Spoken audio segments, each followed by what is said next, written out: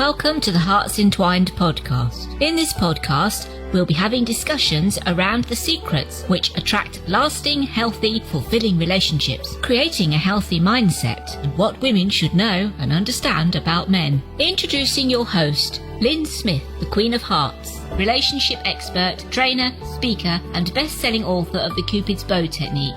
Lyn's mission is to have a positive impact in reducing divorce, domestic violence, and suicide. Welcome to the HEARTS Entwined podcast. This is your host, Lyn Smith, the Queen of Hearts. And today, listeners, I've got a great guest. Her name is Kellyn Legath. She's a relationship coach. And we're going to be talking about how anxiety impacts dating and relationships, or if you are an anxious person, how that might affect yourself in the world of dating. So very warm welcome to you, Kellyn. Thank you. I'm so happy to be here and so excited to have this conversation.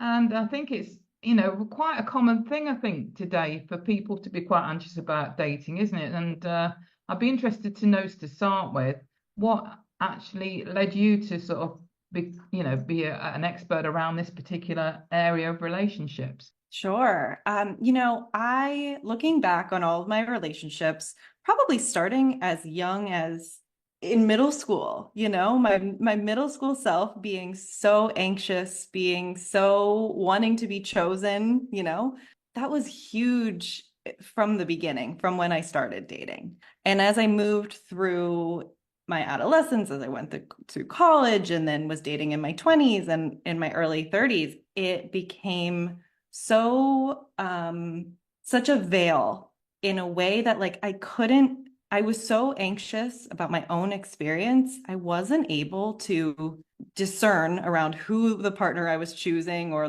wanted to be with, right? And I was chasing a lot of unavailable people, and I was always making it about me, right? I just had such an anxious dating experience as I was growing up, and like I said, into my 20s. And finally, for me, and something that always comes out when I'm working with clients is that there's a feeling that there's something wrong with you. You're like, why am I feeling this way? Why do I start to spiral and go down this rabbit hole? And it's always, for me, it finally was like, I need help. I need the tools that are going to help me navigate these things in a way that allows me to be like, okay, what's going on here? And how can I deal with it? How can I soothe myself? How can I make better decisions? So for me, it was always about finding the tools. And then when I found them, I was like, oh my gosh, everybody needs this. There are so many people in dating that are feeling lost and needing help and needing tools. Absolutely. And I think quite often we don't actually realize there is help out there, for one. Also, sometimes we don't necessarily have the awareness to be aware of how we're self-sabotaging our own dating experiences, are we? Oh my gosh, that's awareness is the biggest thing, right? So many of us, and I think at the beginning of my dating experiences, I always just felt like, oh, this is just happening to me. I don't know why. It's just something that I'm experiencing. And then when the awareness started to kick in, hold on, this is a pattern. You start to see your own patterns of, oh, this happened again. You start to see it repeat and repeat. That's when sort of the awareness begins to kick in, and you realize that you're the common denominator in it all. Totally, which is really hard to look at, right? It's really hard to face. Yeah, because it's so easy sometimes, isn't it, to point the finger at the other person and think it's them and they're to blame. And obviously there are situations where they're adding their own baggage into the equation, but we have to also equally realize that we've got our own part to play. 1,000%. And I see that with dating, with the clients I talk to, with the way people talk on social media, on TikTok, on Instagram, when people are sharing their dating experiences, it's often, this person did this and it caused me to feel this way, right? And it's, that's valid. The feelings that anyone has in their experiences are so valid, but it oftentimes becomes very disempowering, right? It's I'm at the mercy of how they're responding to me. And that can be very detrimental to how you feel and trigger the anxiety to a whole nother level, right? Yeah, and I don't think we realize sometimes as well, how often we do give our power away, because if we do allow ourselves to react or respond in that way without sort of getting help to, or the tools to sort of sort that out, we're actually allowing that person or those people previous to have power over us and, negatively impact our life going forward. 100%. And that negative impact, right? When it's almost like doubling down in the negativity, right? Because you're already anxious, you're worried, and your brain is doing emotional jumping jacks a little bit, right? It's like, oh my gosh, what's gonna happen? Are they gonna call me? Am I gonna get the text? Do they like me? Am I this enough? Am I that enough? All the story that sort of comes up. And then, being able to take a step back and sit with that discomfort is one thing, but then when you're really emotionally affected by how someone's responding to you, that's like getting hit by another wave, right? A different wave of emotion that you're like, oh, now I'm rejected and I have to process through that, or now I'm disappointed and now I have to process through that. So it's almost like doubling down emotionally. Absolutely. And I try my best to keep educating people about this perception of rejection, because Mhm.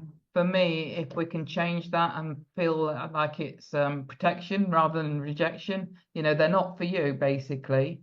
Oh my gosh. And they're doing you a favor by not carrying on that particular relationship, because Mhm. if they're not for you, they're going to be leaving you then free to find the person that is for you.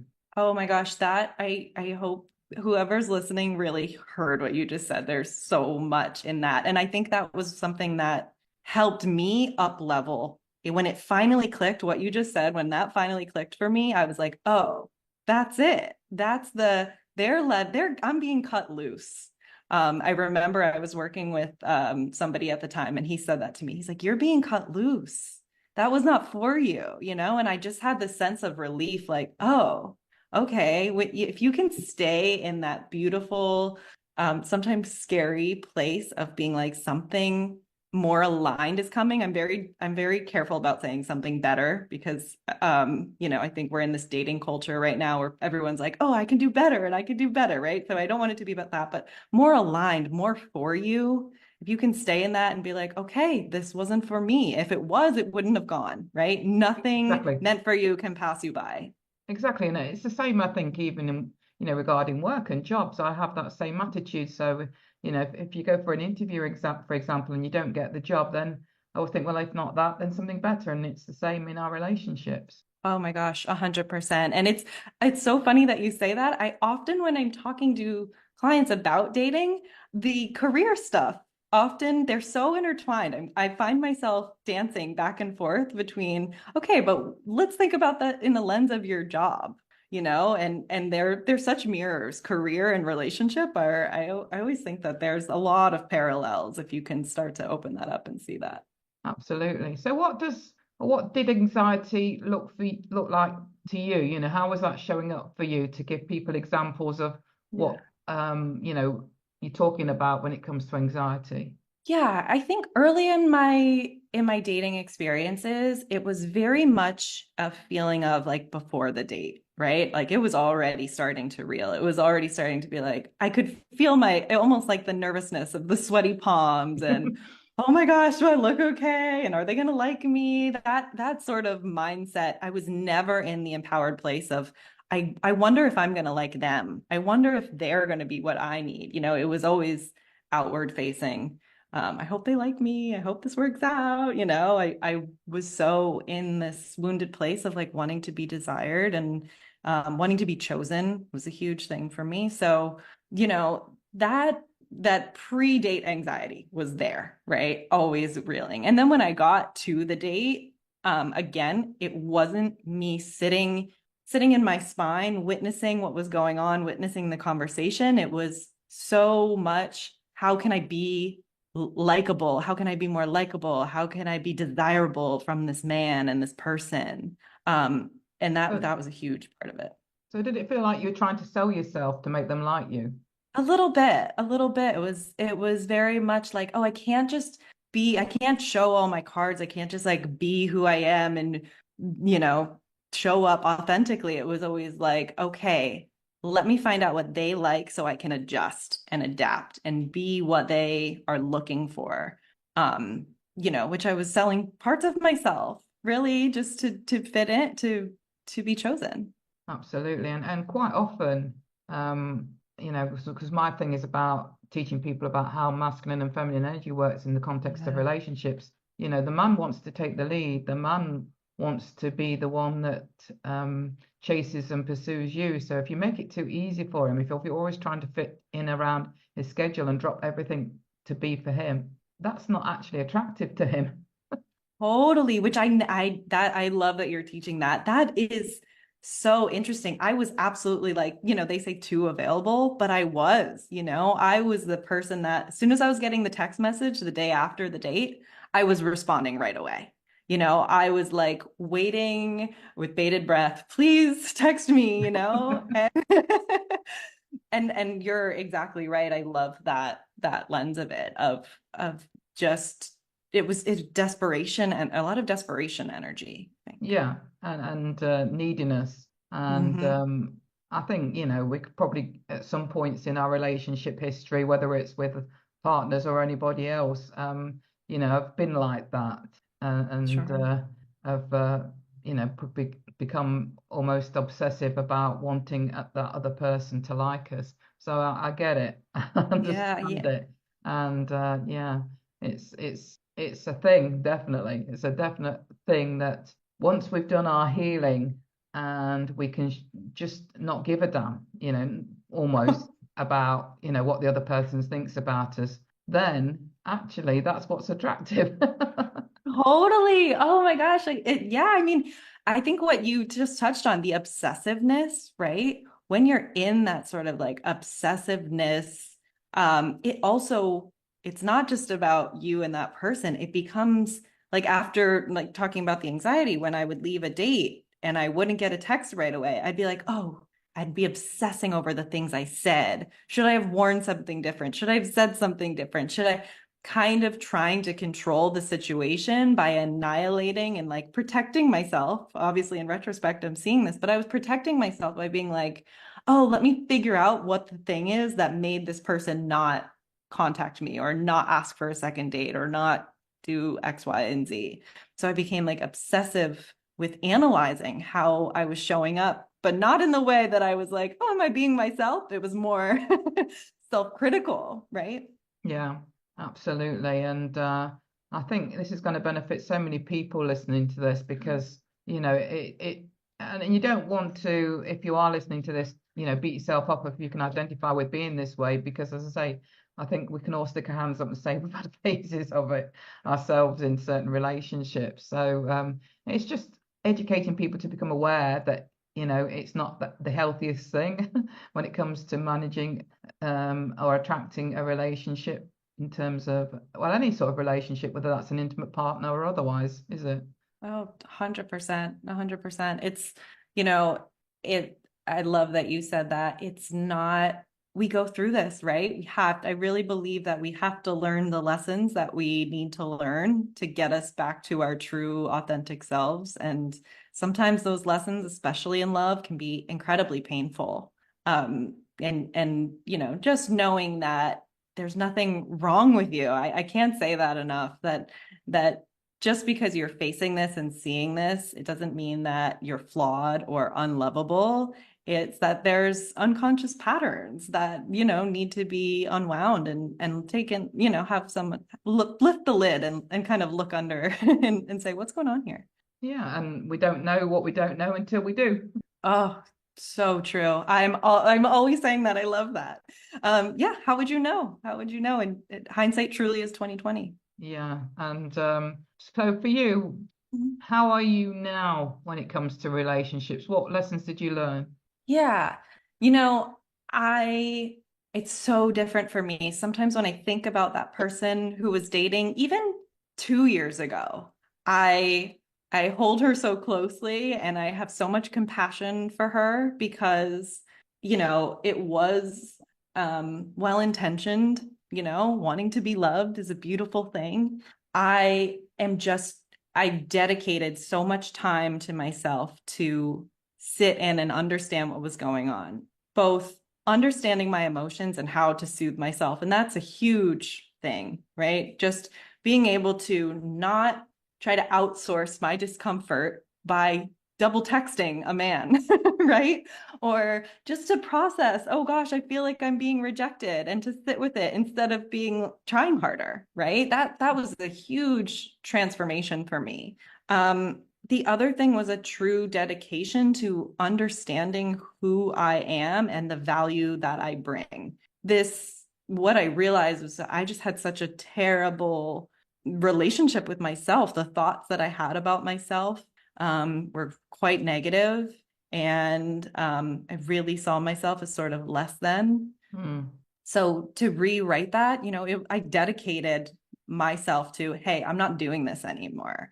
I think it was really the last pretty serious relationship I had. I was very anxious. And I remember there was a time when something felt off, and I just was like, something's not right here, and I just kept bringing it back to me. I'm like, it's my anxiety. I'm just anxious. I'm just worried. And it was with somebody who was seemingly a safe person in the way that he was affirming me. He was affirming me. He was constantly saying, I think you're really beautiful. I think you're really smart. I think you're really funny. He was telling me all the things that I wanted to hear. And yet something seemed off. And when it ended, I finally was like, oh my gosh, that wasn't anxiety. That was my intuition. But I couldn't get to my intuition because the anxiety was standing in front of it. And that I had such a breakthrough after that. Yeah, because sometimes the voice in our head is louder than the smaller voice of our intuition, isn't it? Oh my gosh, always. Until you're able to get to that next level, right? Yeah. And, usually we do see in hindsight, don't we? It's always in hindsight where, there was consistent red flags that we can now look on and think, yeah, oh my. Yeah. You know what? Why didn't I recognize it before or listen to myself when those red flags were waving? Oh my gosh, it's like, oh, we put our sunglasses on, or our big hats, and we look the other way.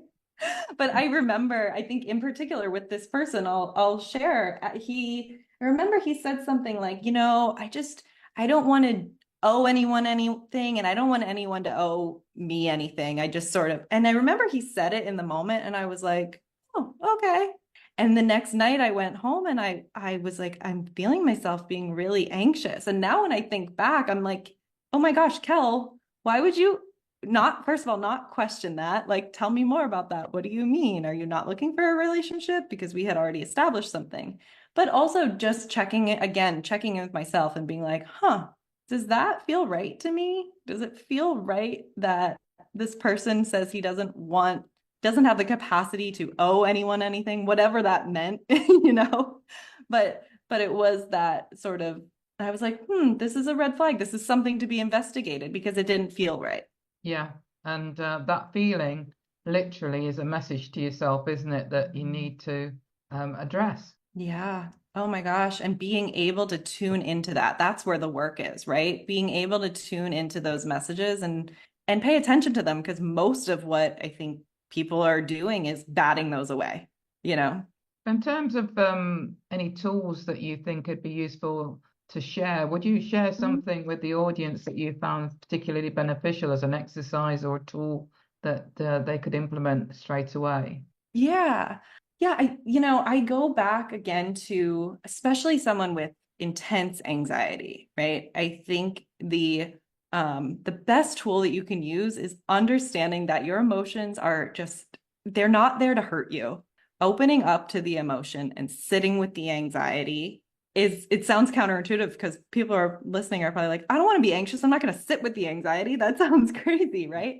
But understanding that anxiety is not there to hurt you, the awareness, right? When you're suddenly like, I feel anxiety, most of us intellectualize it, right? We say it, we name it, and then move on. Oh, I'm anxious, I'm going on this date, but it's taking that extra 5 minutes to be like, I'm anxious. Where is this showing up in my body? Is it my throat feels closed? Is it that my heart is beating really fast? Is it my palms are sweating? Being able to sit with it and then say, what am I thinking that's making me feel this anxious? and just the awareness, having the awareness, I would say is, half the battle of understanding this thought is probably something like, oh, I want it to go really well, or I hope that they like me. And then you can sort of kind of look at your thoughts and question them and say, well, what if I want to like them, right? I want to make sure I like them. So being in that place of mindfulness, getting to question your thought, but you're not going to be able to just jump and question your thoughts when your anxiety is taking over, right? Anxiety can feel like such a heavy coat, over your entire experience. Absolutely, it can. And thank you for sharing that. It's really good and really useful, I'm sure, to anybody that might be listening that might be able to identify. Because, as I said earlier on, maybe some people have been experiencing these sorts of types of feelings and not known, that their anxiety is actually getting in the way, and how to cope and start to deal with it.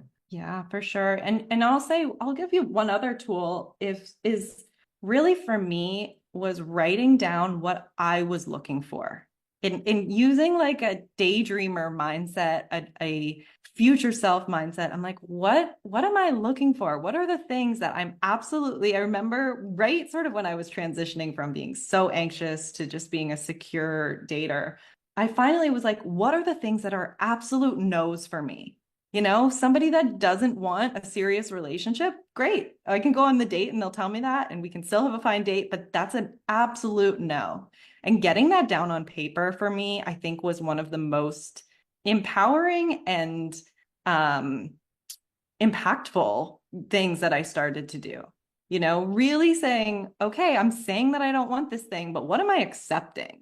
And really tracking the difference between the two. That was so huge when I started, moving from anxious to secure. I love that. I love that you just said that, because quite often we are willing to accept things that we haven't or wouldn't put on that paper, aren't we? Because we're in that needy, desperate, anxious state.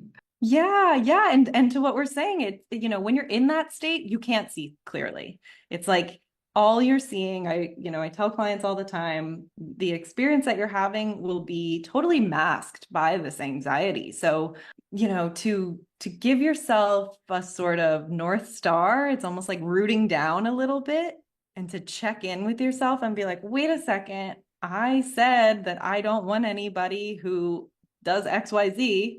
And to hold yourself accountable in that is great. And also, if you're writing it down and then accepting it, it's like, great, let's take a look at that. Is it because it's something that is actually not that important to me that I thought it is, or am I sacrificing myself and what I really want, and my deservingness? So it's either way, there's a lesson in it, right?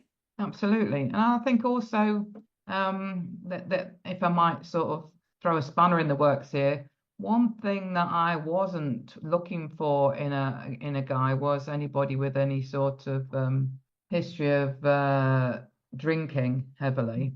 And I have to say that I did with my ex-partner, who I was with for 10 years. He was a heavy drinker to the point where he consciously knew he was an alcoholic. But in that relationship, I said right at the start, this isn't what I'm looking for. I don't want to be with a man that's a heavy drinker. But I didn't make it about him. I just said with a man, because I'm somebody that's wanting to live a long, healthy life, and I want a partner that's going to match that and be a good match for that. And he himself decided to quit, and literally within weeks of us dating, without any pressure from me, because he was so enamored with the relationship and myself, decided that he was going to take that step to be sober, and he was for the whole of our relation, and still is, and 14 years later. So although we're not together anymore, he still remains sober, but I think was inspired because of my stance on it, and because he'd fallen in love basically. I love that. How beautiful. I think I've really cultivated this mindset that everybody that comes in and everybody that exits is a gift. They're showing you something in one way or another, whether the relationship is long lasting, or it ends in a week, or it ends in a day. There's always something that we're giving to each other. And I think that mindset has also given me a more relaxed stance on dating. I'm so much more curious about, oh, what is this person gonna unveil to me? And not in a way that I'm like using them or anything like that, but just in a way that I'm very open. I'm open to the experience, and I'm like, okay, they're here for a reason, and I'm in their life for a reason. So what is that reason going to be? Yeah, absolutely. So I think great. there sometimes needs to be some flexibility about what you do want and what you don't want, but certainly don't compromise on what you do want when you're in a relationship. If somebody is displaying such a habit such as that you don't want in a relationship, be prepared to rock the boat and say that this isn't what I want, from a man in my relationship. Yeah. And I think to that too, especially if someone's listening and they're kind of feeling like I don't know what I want, or I haven't dated a ton, it's also really beneficial to break it down into categories. Nothing needs to be set in stone. You can move things around, but here are the absolute, I don't want this in a relationship. I don't want someone that's a heavy drinker. I don't want someone that's heavy into drug use, whatever it is.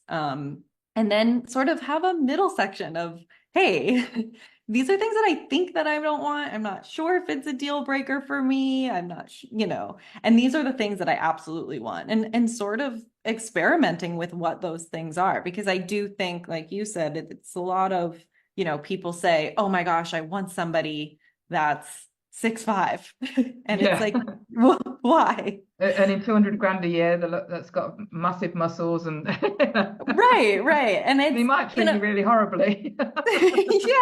yeah, totally. And it's like, why do you really want that? So getting down to the root of what you want and why you want it is, is the next layer of it. Yeah. And sort of not getting bogged down with too many physical characteristics such as height or or income necessarily, because you could find a really great guy that's probably not that ideal height or on that ideal income, but he could treat you beautifully, and you could meet somebody else that does fit that criteria that would treat you like dirt. Oh, that's so true. There's a baseline for everything. Of course, want to be attracted to somebody, but there's so much deeper than obviously appearance, and focusing on those root things, those really meaningful things, is just so important. Absolutely. So for me now, what I'd really like to find out, Kellyn, is what is your best contact information for anybody that would like to connect with you? Yeah, my website is daydreamercoaching.com. I'm also on Instagram at Daydreamer Coaching. So you can find me on there. You can DM me.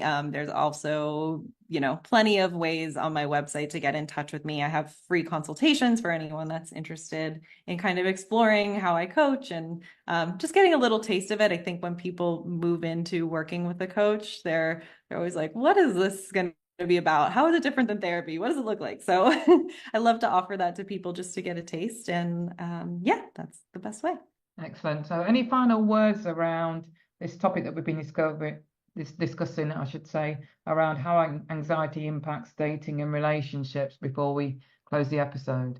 Yeah, I think if there's anything that I leave people with, it's just, anxiety is not your final resting place. If you're experiencing dating in relationships right now, in dating, it doesn't have to be that way forever. I'm proof of that. There are people, there are resources, there are tools that will help you overcome this. And dating should be fun. Dating can be such a beautiful experience, and finding love is a beautiful thing. So, don't be afraid to ask for help when it's time.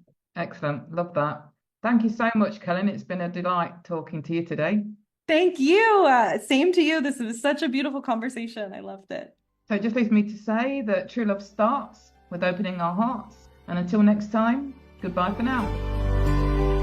Thanks for listening to the Hearts Entwined podcast. You can follow Lyn via the Facebook group Two Hearts Entwined, or search Lyn Smith, inspirational speaker, at LinkedIn, or email lyn@hearts-entwined.com. That's lyn@hearts-entwined.com. Remember, true love starts with opening our hearts.